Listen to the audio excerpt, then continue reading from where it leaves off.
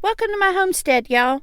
I'm your host, Jenny Velicky, also known as the Funky Farm Girl. I'm working to create a home with a little farm, a little faith, a lot of food, and a bit of funky. I'm learning all about growing and preserving our food supply, raising chickens and children, and becoming more self-sufficient while leaning hard on Jesus. And I want to take you along for the ride. So grab yourself a cup of something wonderful and let's visit a while.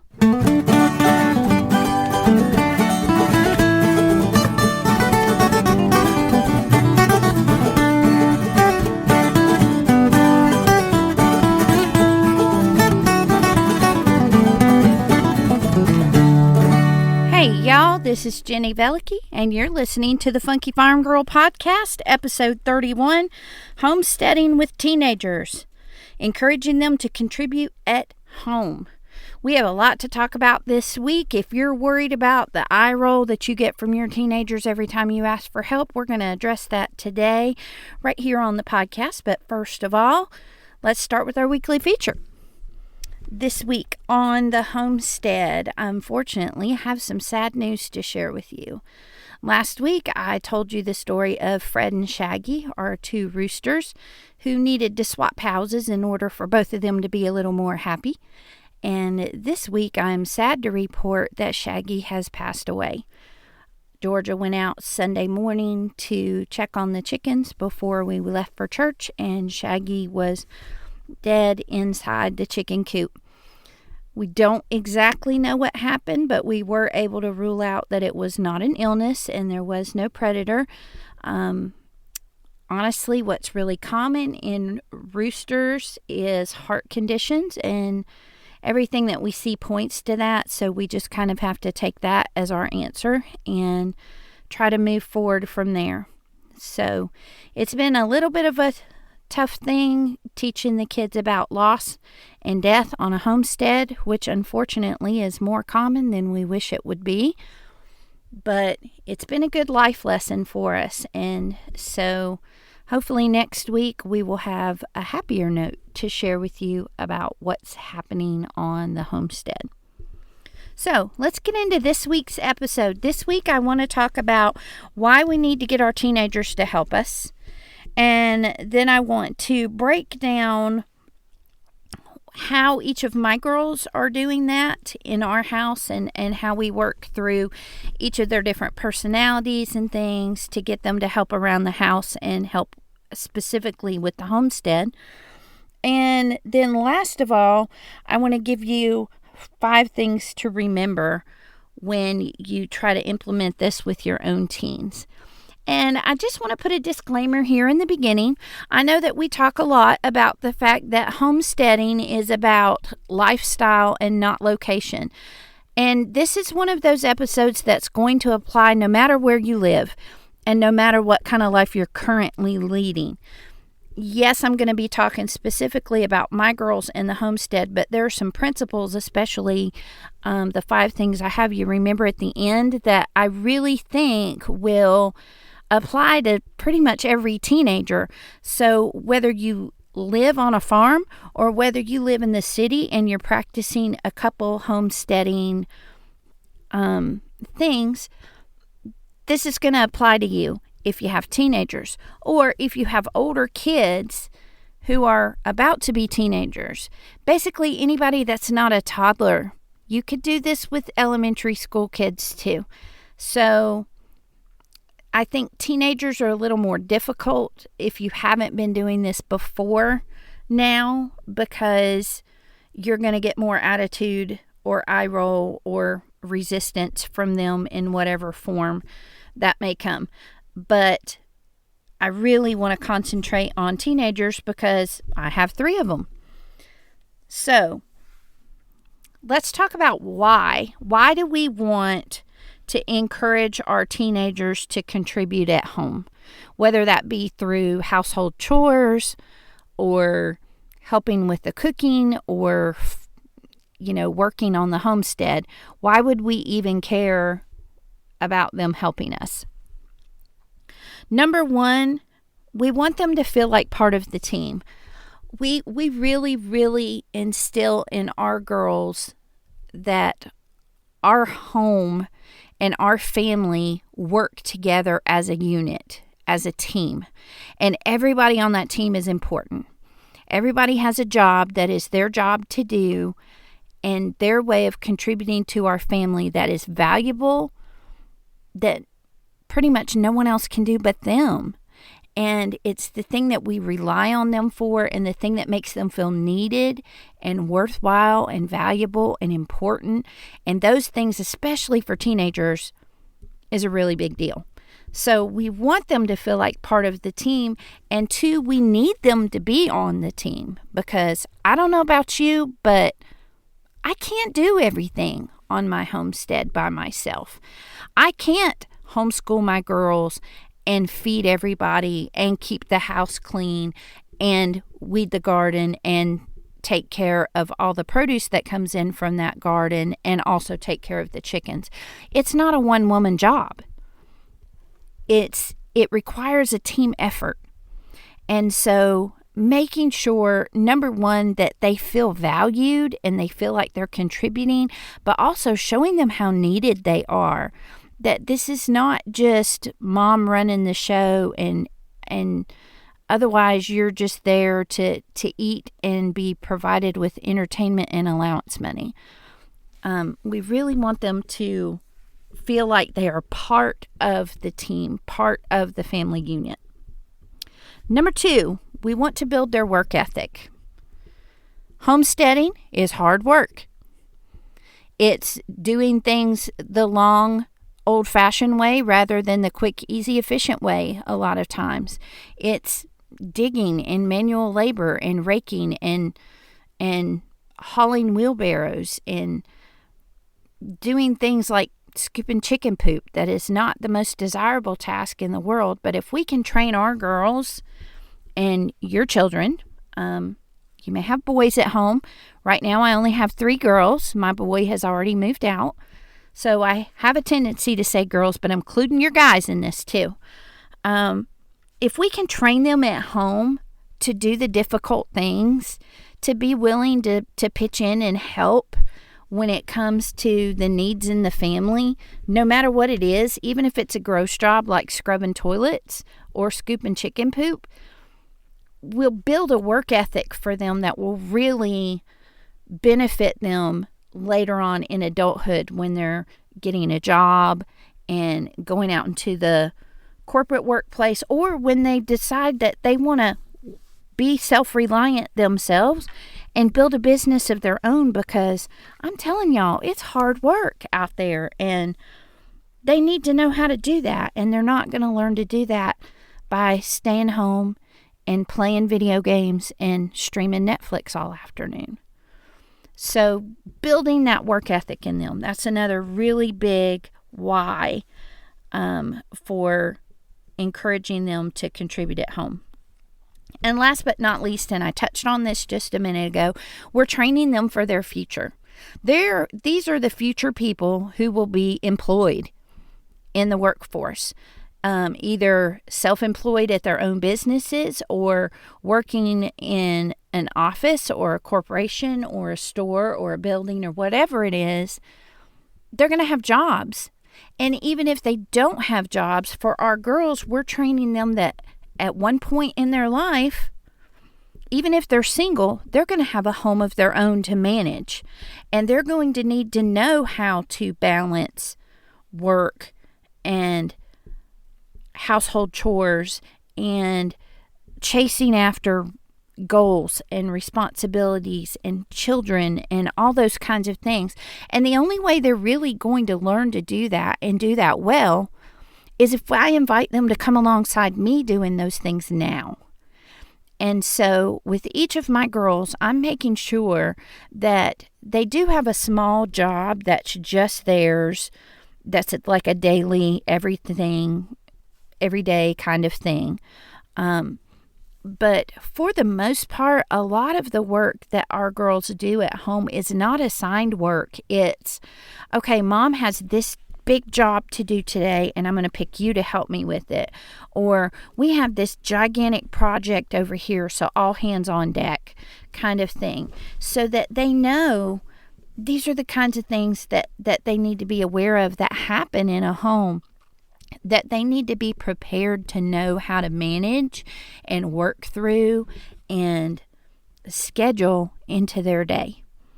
So we want them to feel like part of the team. We want to build a good work ethic, and we want to train them for their future. So everybody on board? Now we know why we're doing this. So let's talk about how specifically I encourage my teenagers to contribute at home. And we'll start with my youngest teenager, who is technically just a tweenager at this point. Georgia is 11 years old, and she is my outdoorsy girl. She loves everything about the outdoors. She loves the sunshine, and she loves the rain, and she loves the plants and the flowers and the trees and the animals and every part of it. And she would stay outside all day long, every day, if I would let her. And so, knowing that about her, I want to use that when I'm trying to encourage her to work around the home. And so I'm going to give her jobs that are outside. I'm going to give her jobs that interact with the plants and the animals on our homestead. She has a wonder and a fascination in learning how things grow, whether it's a plant or an animal. She's the one that will get down in the dirt with me and let me explain to her that this part of the plant comes up and it produces this that has the seed here, and it does this and that to pollinate or to grow, or do you see this part over here and how it's doing this, and that shows us evidence of this pest or this disease that may be coming. And she's very, very interested, and she soaks all that up like a sponge. So she is the one that I call on to help me with most of my garden chores, because while she's out there, she wants to learn and she wants to grow in that. She's also the one that pays the most attention to details when it comes to our animals. And so I really like that she is my second hand when it comes to our chickens and our cats, because she will notice things that I don't see, or she'll go out there and be content to just sit and play and spend time with them when I don't have the ability to do that all the time. She is a nurturer by nature. She wants to take care of things. So she really thrives on being given her own things to do. So we have assigned her the task of taking care of the chickens. And so she goes out there and she holds them and plays with them and pets them every day. She checks for their eggs. She's the one that helps me clean out the chicken coops. She is always on the lookout for injuries and disease. Just today, she came and told me that Blanche, one of our Isa Brown hens, was walking a little bit funny, and it looked like the little ID bracelet on her leg was too tight. And so we went out there, and she was able to get her and scoop her up and bring her to me and hold her while I examined her leg. And it happened that that little bracelet that is supposed to open up and expand like a coil had not done that, and it was cutting into her leg. And I had to pry it off and remove it, and she was able to talk to Blanche and keep her calm and happy while I was messing with her foot. And then after I took off the bracelet, it was bleeding some, and she held her while I put gauze and a bandage around it so that the blood would not attract the other chickens to peck her foot. And I asked her when we were done, anybody else need some attention? And she says, no, I think everybody else is good. And I can trust her to take the time to do that and to pay attention. So like I said, we give Georgia tasks such as chicken work and garden work, those types of things. She's also one that is very artistic, and so anytime I need help with decorating, whether it's getting ready for a party, putting out holiday decorations, making something beautiful for someone, or if I'm doing something to take care of someone else, like making a care package for a friend who's sick or has had a baby or has had a death in the family, she's the one that usually helps me with all those kinds of things, and she's happy to do it because I'm aiming those tasks at the child that has those types interests and heart. So let's move on to my middle daughter, Amber, who is 13. Now, Amber is not at all crazy about the chickens or the garden. She loves to be outside, but she wants to be out there by herself, and she wants to be there with her music, and she doesn't want anybody out there with her or bothering her. Amber is more at home in the kitchen. She loves food. She loves learning about food. She loves learning to cook, and she takes a great deal of pride in learning how to master a recipe and learning how to do it well. And she's also one that really likes to see the value in her work. So when I give her the job of cooking a meal for us, doing food prep that's going to help me be able to get dinner ready quickly or get something ready to can or preserve, when I give her any kind of kitchen work, she can visually see how she's contributing. There is a physical thing that she's making that serves our family by feeding us well, or feeding someone else, or taking a task off of my to-do list, or helping me be able to finish a dish faster because of her help. And so that just lights her up. She loves that, and so that's what we encourage her to do. So we have given her opportunities. For example, she makes banana bread on a regular basis for my sister-in-law, who buys her banana bread and keeps it in her freezer for when she has a sick friend or a death in the family or things like that. She has banana bread that she can take to that friend or to that family member that Amber has made for her. Amber will regularly make desserts to take over for Sunday lunch at Nanny's house. She'll make things to take when we have a family birthday party or event to go to. She'll offer to make something to bring, and then that's something I don't have to do. She's all the time asking me what vegetables need to be cut up and prepped, anything like that. She's really, really good at, and so she is my go-to when it comes to any kind of kitchen work. And then last but not least, we have Gracie. Gracie is 17 years old, and she loves the satisfaction of seeing a job well done. She will put her head down and work hard at whatever task I give her to do. And she really, really likes to have a job that she can just take charge and just get it done and work hard and maybe delegate a little bit, but she really prefers to work independently and just plow through and get it done. So she wants to feel important and needed, and she likes to organize and clean, and she's real comfortable using tools and heavy equipment that I'm not. For example, she's really, really good with the riding lawnmower with the wagon on the back to pull it all around and haul things from one end of the yard to the other, or from one part of the property to the other. And I'm not as comfortable with that. She's okay with using power tools and other types of tools to build or repair something. And those are things that are not my strong suit. She's really good at organizing and cleaning, and I can give her a task like that and just let her come up with her own way to do it. And most of the time it's much better than what I would have done. And so those types of things tend to go to Gracie. So I have my outdoorsy girl that takes care of my chickens and gardening, helps me with decorating, and helps me take care of people who need a meal or something like that. I have my girl that loves to be in the kitchen, helping me with all aspects of food prep and cooking and baking. And then I have my girl who loves the cleaning and organizing and the outdoor work that's harder to do.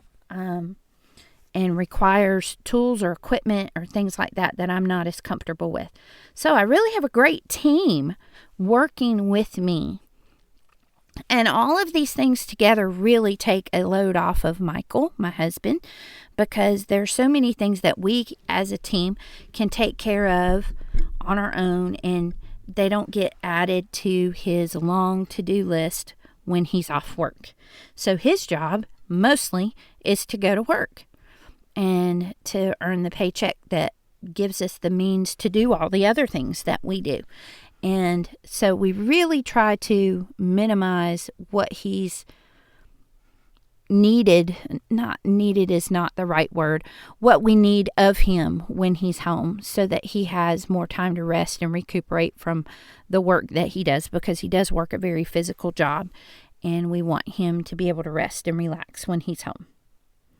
So I have 5 things that I want you to remember and think about when it comes time to encouraging your own kids, whether they be teenagers. Maybe you even have a college student at home that has not really had to do much until now, or an elementary school kid that's maybe a little bit older. And what are some things that I want you to remember when you are trying to encourage them to contribute more at home? Number 1, give them a choice. I always will say, okay, I need somebody to do this job. Who wants it? Or I will say, okay, I have these 3 things that I need to do. Which of these would you like to take on? And that really, just instead of telling them, go do this, it really gives them a little bit more power and a little bit of control, and they get to choose how they're going to contribute. And that really goes a long way towards helping their attitude in contributing and doing their part of the work at home. So when at all possible, give them a choice. Now, like I said, my girls have a daily task every day. They are in charge of doing the dishes, and that's just non-negotiable. And on Tuesdays, Georgia is required to take out all the trash and take it up to the road for the trash pickup. That's not negotiable either, whether she feels like it or not. Amber has to do the litter box every day, whether she feels like it or not. So there are daily tasks where you just learn to do them with a happy heart because it's your job. But for the most part, I really try to give them a choice in how they're going to be able to contribute. Number 2, consider their talents and interests. Like I just showed you with Georgia and with Amber and with Gracie, really noticing what your kids are good at, what they love to do, what lights them up, and really try to tailor the things that you give them responsibility over. Tailor them to fit those things as much as you possibly can.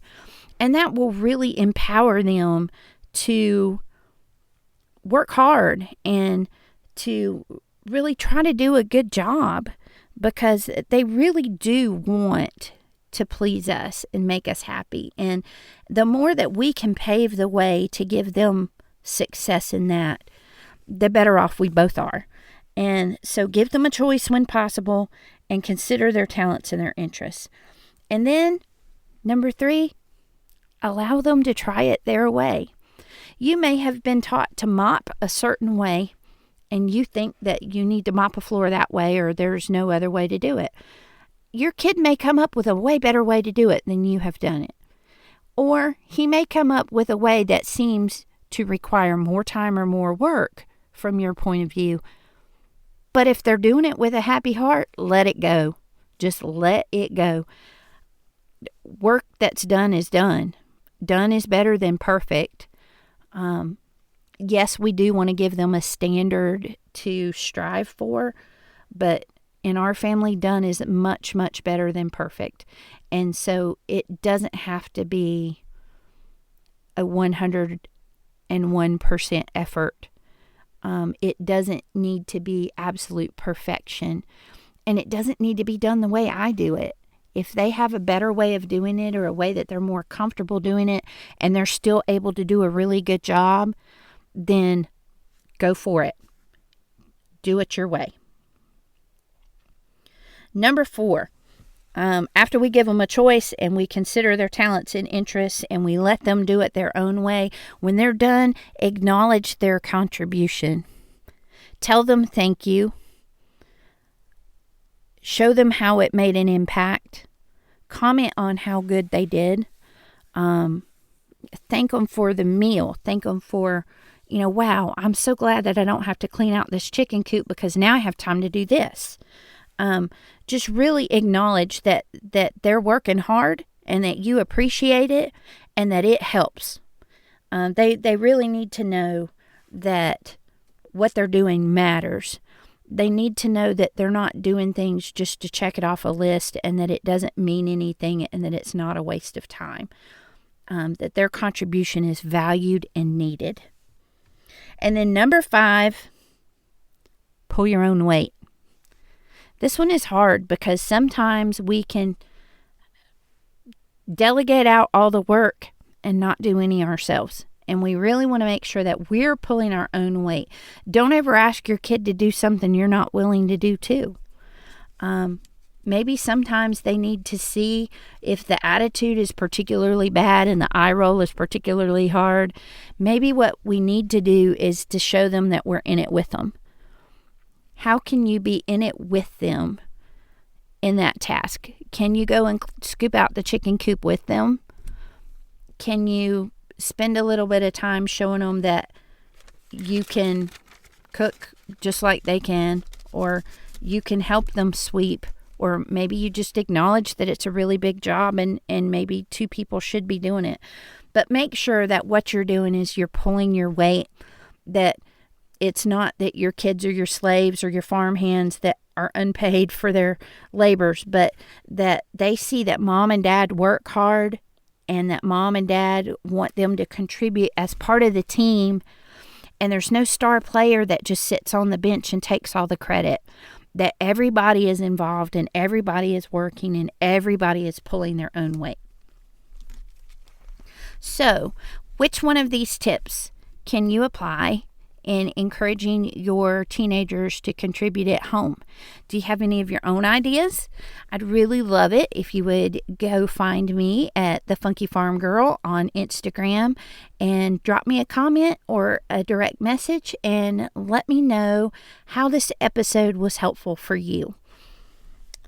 And next, I want to tell you about our upcoming Homestead Holiday Season series.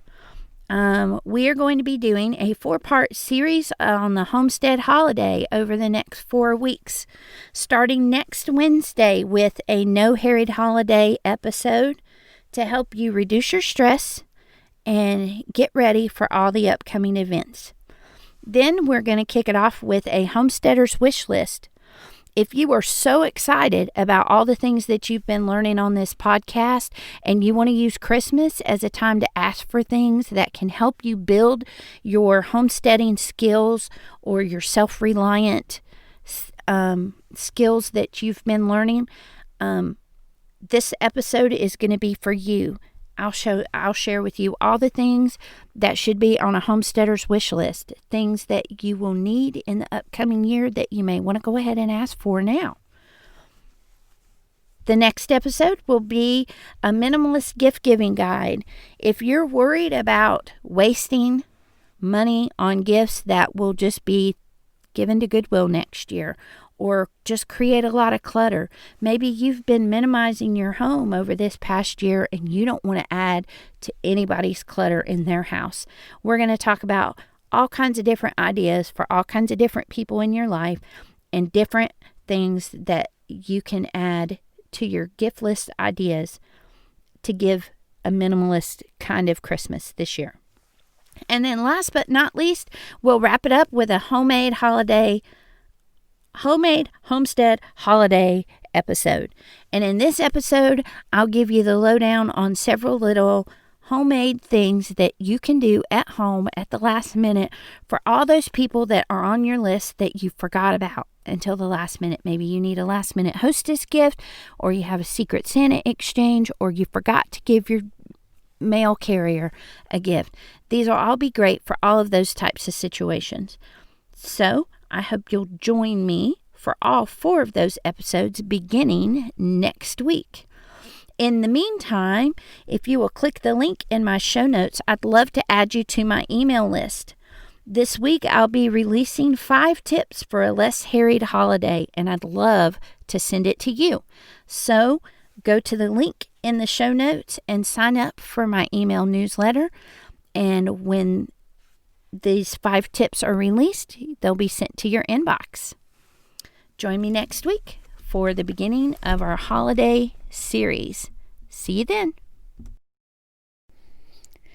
Thanks for stopping by, y'all. If you're inspired by what you've heard today, the best compliment you can give me is to share the Funky Farm Girl with your friends. You can stay connected by following the Funky Farm Girl on Instagram, Facebook, and YouTube. Until we meet again next week, remember to bloom where you're planted.